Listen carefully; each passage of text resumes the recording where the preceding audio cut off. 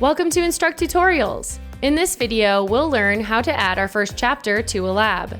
If you have not yet set up the Instruqt CLI and created your first lab, pause this video and return to our documentation page to learn how to get started. At this point, we've already created our first lab using a skeleton lab template provided by Instruqt. We'll start now by adding instructions. Lab instructions are made up of chapters and pages that guide the user through the lab. This structure is defined in the lab resource, making it easy to rearrange the flow by reordering chapters and pages. Let's begin by adding a content block to the lab resource. This block defines the outline of your lab and controls the structure of the instructions. Inside of the content block, you can add chapter blocks. The order you define them in sets how they appear in the instructions and how users progress through the lab. Each chapter needs a label and a title for navigating between chapters. Let's create a new chapter in the content block.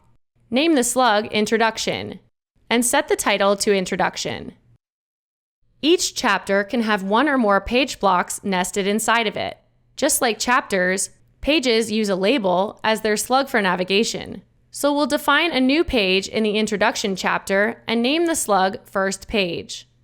The page block in the content section only defines the page's place in the lab structure. To add actual content, you'll need to create a separate page resource that the block can reference. This makes it possible to reuse pages across labs. At minimum, a page resource needs a file field that points to the markdown file containing the page content. The path can be absolute or relative to the file where the page resource is defined. So in our lab's root directory, we'll create a new file called pages.hcl. Inside that file, define a page resource named First.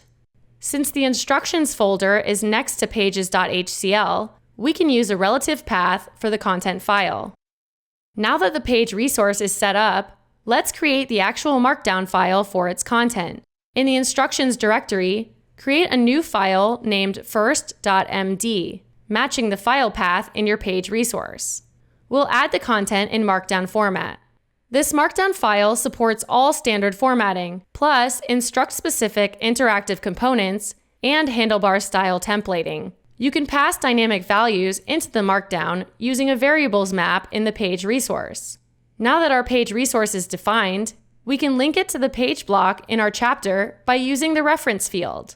Just like with layout references, use the full path resource.page.first. Great! Our lab's instructions are now configured, but to make them visible in the UI, we need to assign them to a panel in our layout. Since our layout has a single panel named Instructions, we can display the content by adding an instructions block to the single column layout block in the lab resource. Inside that block, set the panel field to the ID of the panel, in this case, Instructions. Just like before, let's validate our changes by running instruct lab validate.